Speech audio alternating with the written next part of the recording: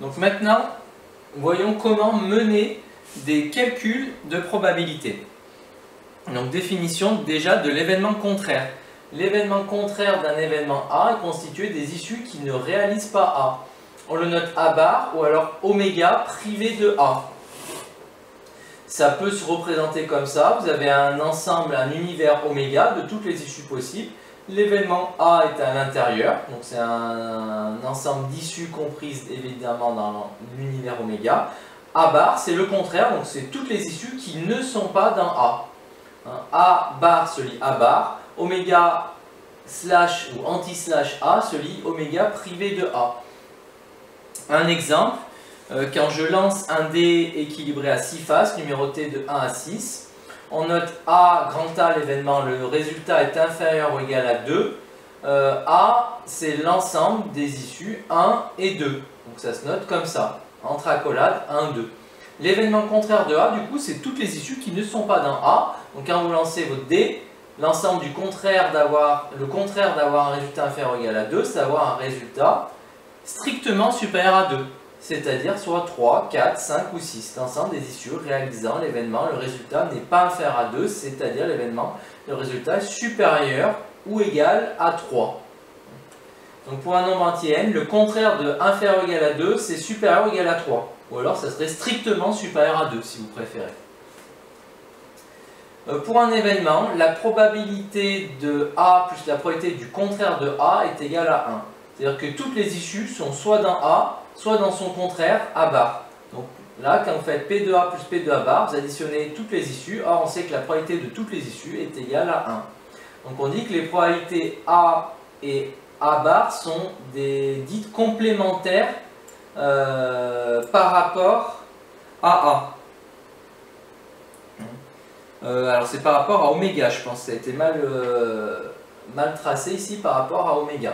Quand vous additionnez la probabilité de A et la probabilité de A bar, alors vous avez l'ensemble de toutes les issues possibles. Dans l'exemple 1, la probabilité de A, donc 1 et 2, c'est 1 sixième plus 1 sixième, c'est-à-dire 1 tiers. La probabilité de A bar, du coup, je peux dire que c'est 1 moins 1 tiers.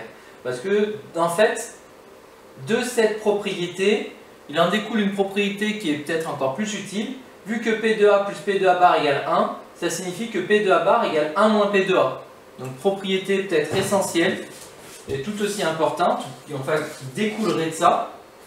Conséquence, et ben si je connais la probabilité de A, je connais la probabilité du contraire de A. Parce que d'après cette propriété, vu que la somme des deux fait 1, ça signifie que P de A bar est égal à 1 moins P de A.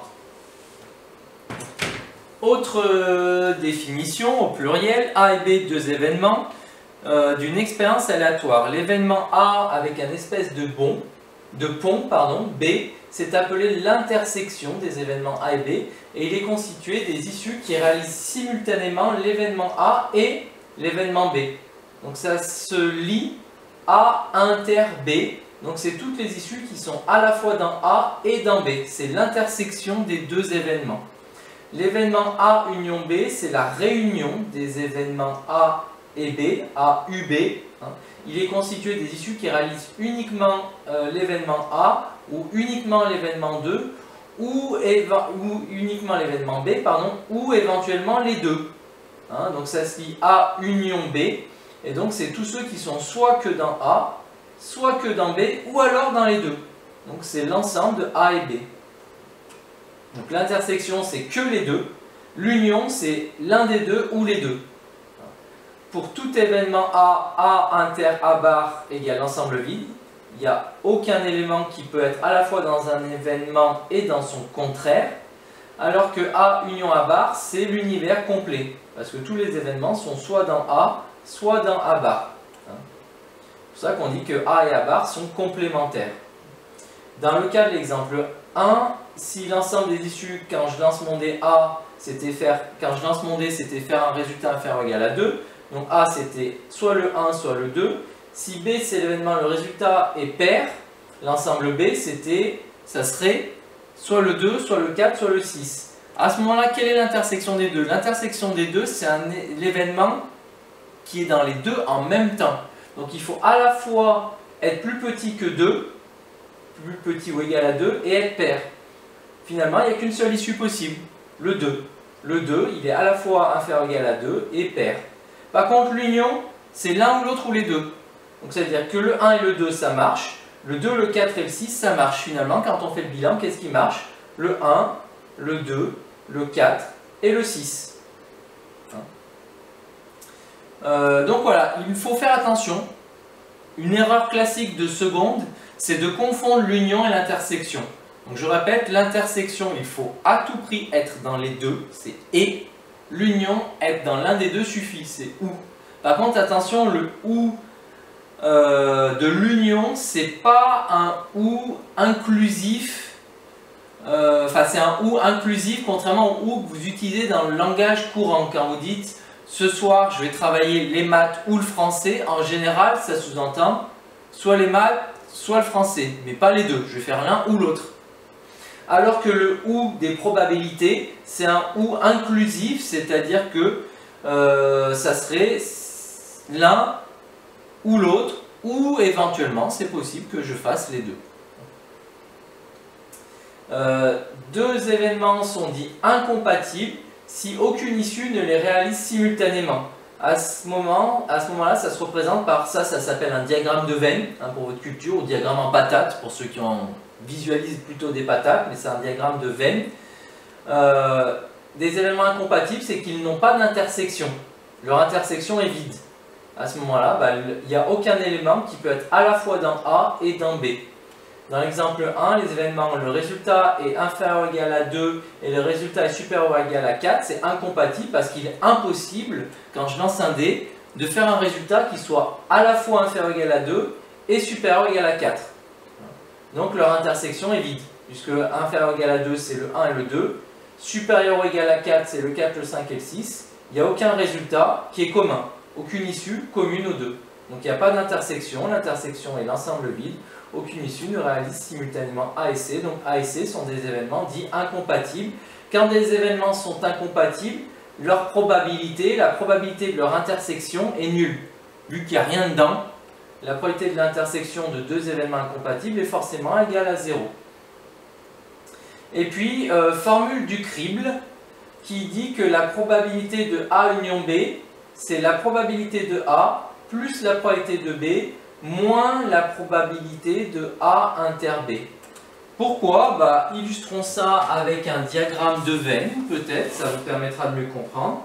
Si j'ai un univers oméga, à l'intérieur duquel j'ai un événement A et un événement B, la probabilité de A union B, qu'est-ce qu'elle vaut? La probabilité de A